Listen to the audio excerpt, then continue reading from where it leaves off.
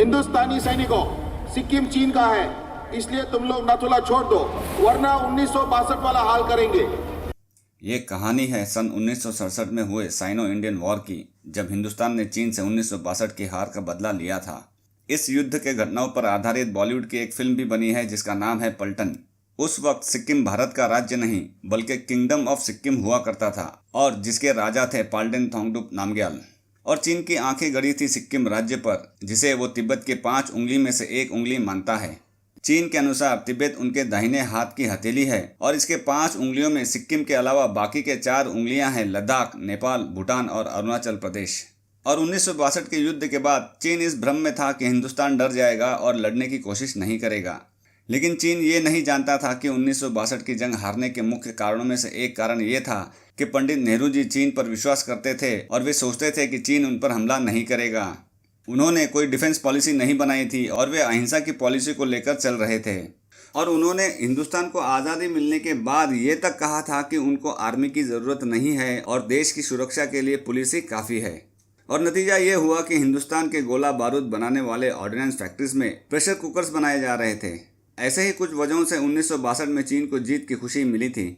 लेकिन चीन ये भूल गया था कि 1967 तक चीन से सटे सीमा पर फौज को दुगना कर दिया गया था और ऑर्डिनेंस फैक्ट्रीज में भी प्रेशर कुकर के बजाय फिर से गोला बारूद बनने शुरू हो गए थे।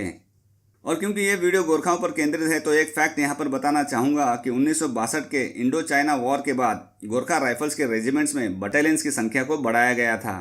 उदाहरण के लिए 4th गोरखा राइफल्स रेजिमेंट में 4 बटालियंस थे और जनवरी 1963 को 5th बटालियन को रेज किया गया था। और 11th गोरखा राइफल्स में तो 62 के युद्ध के बाद 3 नए बटालियंस बनाए गए थे जो हैं 2nd बटालियन, 6th बटालियन और 7th बटालियन। और इस वीडियो में जिस बटालियन के बहादुरी की चर्चा करेंगे और जो बटालियन उस वक्त चीनी सैनिकों से लड़ी थी वो है 7th battalion 11th Gorkha rifles. Gorkha rifle से जुड़े एक और इंटरेस्टिंग फैक्ट बताना चाहूँगा जिसे कई लोग नहीं जानते हैं। वो ये है कि 1967 में इंडियन आर्मी के ईस्टर्न कमांड के कमांडर थे 1971 वॉर के हीरो फील्ड मार्शल और उस वक्त जनरल श्याम मानेकशॉ, जो 8th गोरखा राइफल से बिलोंग करते हैं। और गोरखा राइफल्स के ही थे लेफ्टिनेंट जनरल सगत सिंह, जो सिक्किम एरिया के थे GOC यानी जनरल ऑफिसर कमांडिंग। और किंगडम ऑफ सिक्किम के राजा भी उस वक्त 8th गोरखा राइफल्स के ऑनरी मेजर जनरल थे। और अगर नाथुला आज भी भारत का हिस्सा है तो उसका सबसे बड़ा श्रेय जाता है जनरल सगत सिंह को, क्योंकि 1965 में जब इंडिया पाकिस्तान वॉर चल रहा था तब चाइना ने पाकिस्तान की मदद करने के लिए नाथुला, जलेपला और इनसे सटे सारे पासेस को खाली करने का अल्टीमेटम इंडिया को दे दिया था। और वहां पर तैनात कमांडर्स को भी ऑर्डर मिले थे कि अगर लड़ाई की नौबत आई तो वे उन आउटपोस्ट को खाली करके नीचे आ सकते हैं, क्योंकि पाकिस्तान के साथ पहले से ही युद्ध चल रहा था। तब GOC 27 डिवीजन ने जलेपला की आउटपोस्ट को खाली कर दिया था और नीचे आ गए थे। लेकिन GOC 17 माउंटेन डिवीजन के लेफ्टिनेंट जनरल सगत सिंह नाथुला के आउटपोस्ट को छोड़ने के लिए नहीं माने और उन्होंने उस वक्त ही नाथुला के पोजीशन को और ज़्यादा मजबूत बनाया और उस वक्त कुछ छोटे मोटे झड़प के बाद चीनी सेना वहां से वापस लौट गए थे। 1965 में चीन को जो जलेपला का आउटपोस्ट मिला तब वो और भी ज़्यादा कॉन्फिडेंट हो गए थे नाथुला पर कब्जा करने के लिए और उन्होंने 1967 को अपने योजना को अंजाम देने की कोशिश की। 13 अगस्त 1967 के दिन चीनी सैनिकों ने नाथुला पर ट्रेंचेस खोदने शुरू किए। जवाब में 20 अगस्त को इंडियन आर्मी ने बार्ब्ड वायर की फेंसिंग करनी शुरू कर दी।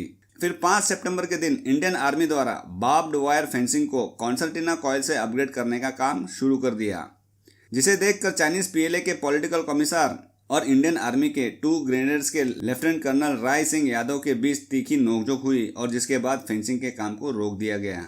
लेकिन 7 सितंबर को जब फेंसिंग के काम को फिर से शुरू कर दिया गया तब लगभग 100 चीनी सैनिक वहां पर आए और हाथापाई शुरू हो गई। और इस हाथापाई में जब जाट सैनिकों ने चीनी सैनिकों को धूल चटाया तब चीनी सैनिक पथराव करने लगे। जवाब में भारतीय सैनिकों ने भी वही किया। सबसे बड़ी लड़ाई होती है 11 सितंबर के दिन, जब फेंसिंग का काम करते समय भारतीय सैनिक खुले में थे। तब चीनी सैनिकों ने उन पर मशीन गन से फायरिंग कर दी और कई भारतीय सैनिक वीर गति को प्राप्त हो गए। थोड़ी देर बाद चीनियों ने आर्टिलरी फायरिंग भी शुरू कर दी, जिसके जवाब में इंडियन आर्मी ने भी आर्टिलरी फायरिंग से ही जवाब दिया। लड़ाई पूरे दिन और पूरी रात अगले 3 दिनों तक चलती रही, जिसमें मशीन गन्स, मोर्टार और आर्टिलरी हमले होते रहे और आखिर में चीनियों को पीछे हटना पड़ा। लड़ाई के शुरू होने के 5 दिन बाद सीज फायर करवाया गया और 15 और 16 सितंबर के दिन लड़ाई में शहीद हुए सैनिकों की लाशों को एक दूसरे को सौंपा गया। भारतीय सैनिकों के ऊंची जगह पर होने की वजह से नाथुला में कई चाइनीज बंकर तबाह कर दिए गए। दूसरी तरफ 11 सितंबर के दिन जब नाथुला में झड़प शुरू हुआ था, तब उसी दिन नए नए बनाए गए 7th battalion 11th Gorkha rifles को चोला एरिया के डिफेंस को टेक ओवर करने के लिए भेजा गया था। फिर 1 अक्टूबर 1967 के दिन सुबह सुबह चोला एरिया में एक चाइनीज प्लाटून की गोरखा राइफल्स के नायक सूबेदार ज्ञान बहादुर लिम्बू, जो फॉरवर्ड प्लाटून के कमांडर थे, उनके साथ एक बोल्डर को लेकर तीखी बहस शुरू हो गई और उस बहस के दौरान नायक सूबेदार ज्ञान बहादुर लिम्बू ने अपना पैर उस विवादित बोल्डर पर रख दिया। फिर एक चाइनीज सैनिक ने नायक सूबेदार के पैर को लात मारकर बोल्डर से उनका पैर हटा दिया। इस पर उन्होंने अपना पैर फिर से उस बोल्डर पर रखकर चीनियों को चैलेंज कर दिया। घटनाएं तेजी से आगे बढ़ रही थी। चीनी सैनिक अपने अपने पोजीशन में तैनात हो चुके थे, क्योंकि शायद उनके कमांडर ने बात को आगे बढ़ाने की ठान ली थी। इतने में एक चीनी सेंट्री ने ज्ञान बहादुर के कंधे पर बायनेट से हमला करके उनको घायल कर दिया। गोरखा की प्रतिक्रिया भी तेज थी और तुरंत ज्ञान बहादुर को घायल करने वाले चीनी सेंट्री के दोनों हाथ खुखरी से काट दिए गए। इस बात पर चीनियों ने गोलीबारी शुरू कर दी और दोनों तरफ से क्लोज रेंज फायर फाइट शुरू हो गया। बाकी चीनी सैनिक भी जब हमले के लिए तैयार हो रहे थे, तब सेक्शन कमांडर लांस नायक कृष्णा बहादुर ने जवाबी हमले की अगुवाई की। उनको 3 गोलियां लगी और वे अपनी राइफल चलाने के काबिल भी न रहे। इसके बावजूद उन्होंने अपनी खुखरी से जवानों को आगे बढ़ने का संकेत देते रहे और आखिर में मशीन गन की फायरिंग में लांस नायक कृष्ण बहादुर वहीं पर शहीद हो गए। फिर राइफलमैन देवी प्रसाद लिम्बू, जो क्लोज रेंज फायरिंग में अपनी सारी गोलियां खर्च कर चुके थे, उन्होंने अपनी खुखरी निकाली और 5 चीनी सैनिकों के सर को धड़ से अलग कर दिया और आखिर में उन पर भी गोलियों की बौछार हुई, जिससे वे भी वीर गति को प्राप्त हो गए। ऐसे साहस और वीरता के प्रदर्शन के लिए इनको मरणोपरांत वीर चक्र से सम्मानित किया गया था।